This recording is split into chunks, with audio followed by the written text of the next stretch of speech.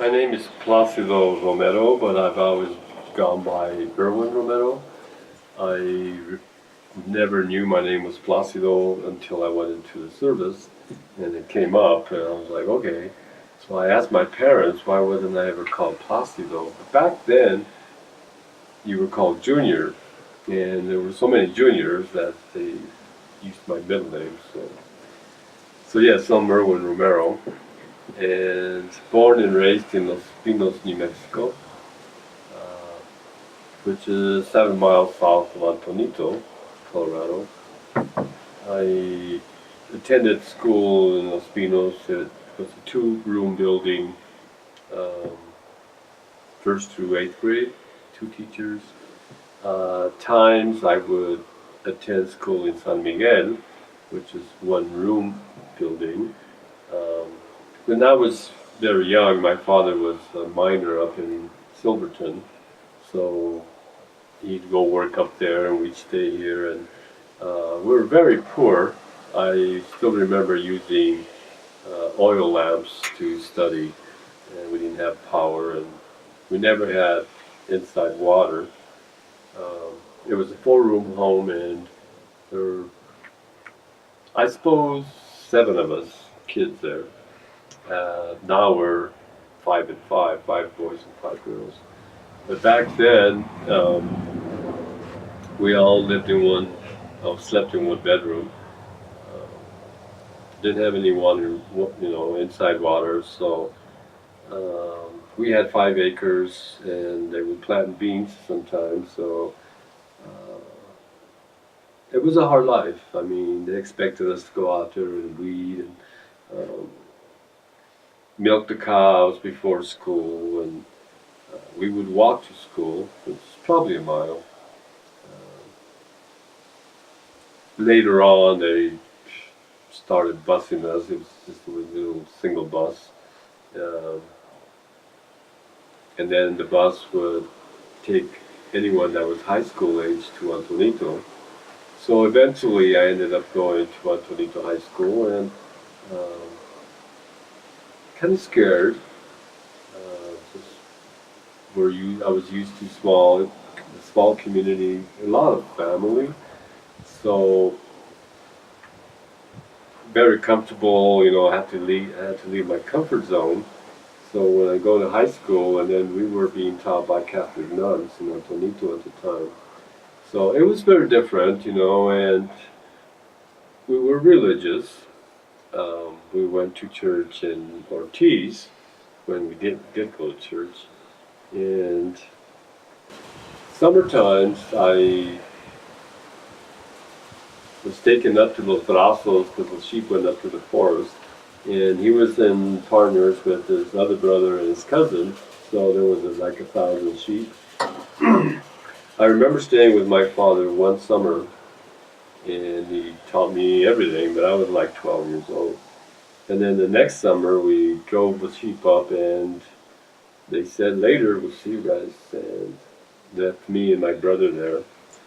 For 3 months, we would stay, never come home. They would check on us every 2 weeks, bring us groceries, and we would turn in a list of things that we would want. We'd get half, maybe, but we learned how to survive. Uh, we would fish the creeks, a lot of brookies, we would eat fish. Uh, I mean, pot of meat, bologna was like something special for us. It was always potatoes, chili, and beans. We'd make our own tortillas, pan del campo, they would call it. Uh, we'd wash our own clothes in the creek. We'd bake in the creek. Everything was just really survival. They put a .22 pistol on my hip, and they said, "See you later." So it made you feel like you're the man. So I talk to my own kids about that. My brother and I talk about those days and our own kids. I'm like, that was child neglect. That was child abuse. But it made us what we are, And education was not really uh, incentive for any of us. We didn't have any role models in Los Pinos except our teachers. My father went to school maybe up to the 8th grade, and my mother to 11th grade. So it was just retirement was never spoken. Mom would always make sure that we did well in school. Did you speak Spanish when you were growing up at home? Yes, yes. My father pretty much only spoke Spanish. My mother spoke to us in English. Um, there was a time in high school when they told us that we had to stop speaking Spanish. Got punished a couple of times, for speaking Spanish in high school. And no, I don't think we really understood it. I just feel like they didn't know it, and maybe they felt like they were we were talking about them, maybe, or coming up with a plan to do something bad. I think that was the main concern. So we really didn't give it much of a thought. I don't think. I think coming from Los Pinos, we were really kind of we didn't know what was really happening out in the world. We didn't have television. So as far as like news, world news, we weren't there. We didn't know some of the issues that were going on in the world. Really not even I guess yeah, later on I came to know about the Vietnam War, and my cousins started to go, and uh, my uncle came back, and he was really kind of messed up in the head, and would cry a lot, and he'd pick me up and take me out, and he'd drink, and he'd be crying, and he was a mess. And I'm like, wow. And then eventually, in high school, some of the guys, seniors, were getting drafted, and it started to hit home. Yeah. And then I got drafted, but I was never actually drafted. My number came up, and then that's when I volunteered. I was in the Army for 8 years. Yeah. I lived 5 years in Korea and met my wife, and my daughter was born in Korea. My son was born here when I was transferred here for 1 year. And we went back as a family for another year. I went in 71, and I was jungle trained in Fort Ord, California. And I was on standby for Vietnam for 30 days in Washington and Seattle. Um, so on standby, it was a lot of just walking around, marching, and picking up cigarette butts, and a lot of police call. Um, got to see a lot of the soldiers coming back from Nam. We would eat and sit down with them and everything, but it was scary feeling. And then one day they just loaded us up in a plane, and we landed in Korea. We kind of had a feeling we weren't going to Nam because we didn't have weapons, but yeah. And I was in Korea. I was at the DMZ. That was my duty.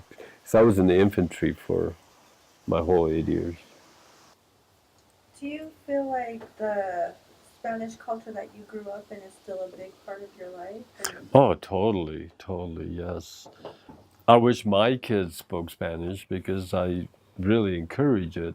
I love speaking Spanish, and I'm not that proficient at it, I guess. I talk to people from Mexico, and a lot of things I don't understand, and they don't understand me. I speak Valley Spanish, and but I love it. I love it. I talk to my neighbor in Spanish, and he responds in English. I don't know why. there was a point in my life when I'm like, you know what? I am different and I don't like it. I would scrub my skin. I didn't want to be brown. Um, just I got called names or something. And I remember that. I was like, I don't want to be this. Can I? Then I finally realized I couldn't change myself.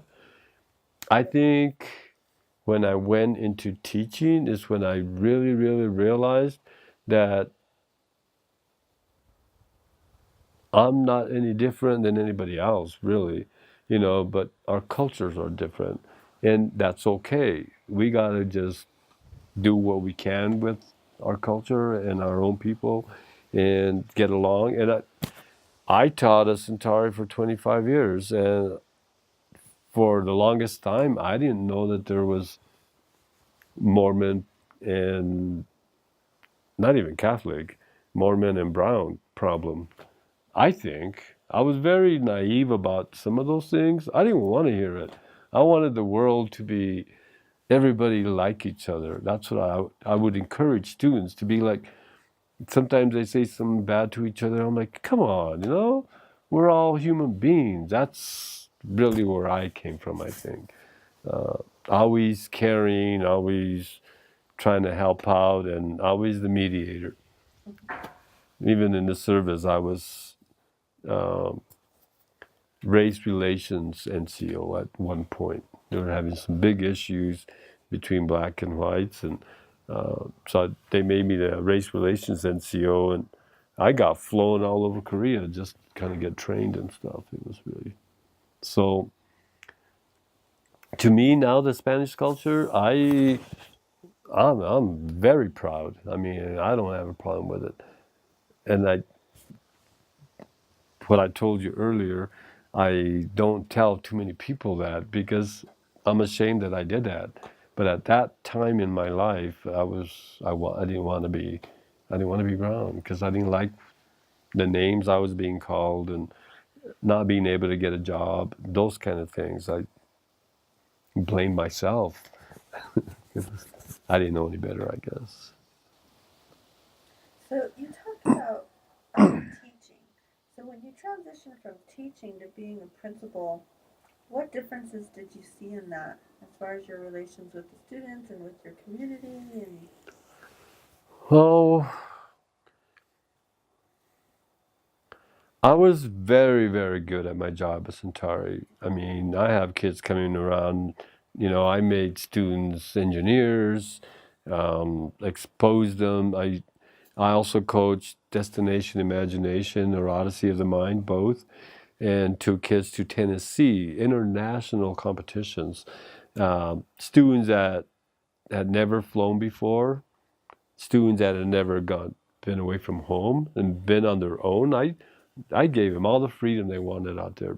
Some Mormon girls that still today will say, you know what, you are the best. Just don't tell anybody what we did in uh, so in Tennessee.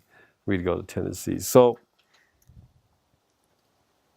I love Centauri, but I started to think, I need to start working. I need to grow out of this. I need to think about retirement. It took me a little bit, so I finally got my license, and Antonito was going through a lot of issues trying to keep administrators.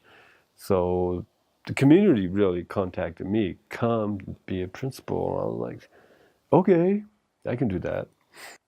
I left Centauri and I came here, and the superintendent was not my best friend. It took him over an hour to convince the board not to hire me. But the board they're the ones that recruited me. So they hired me, and he was very clear that he would not mentor me, he would not help me at all. So it wasn't a good start. I struggling with this superintendent, to him, I couldn't do anything right. We were trying to make passing time, they call it, the time between classes. We wanted to make that contact time. He was totally against it. I'm the math teacher. I proved through numbers that we were okay with the state, and it was a big issue.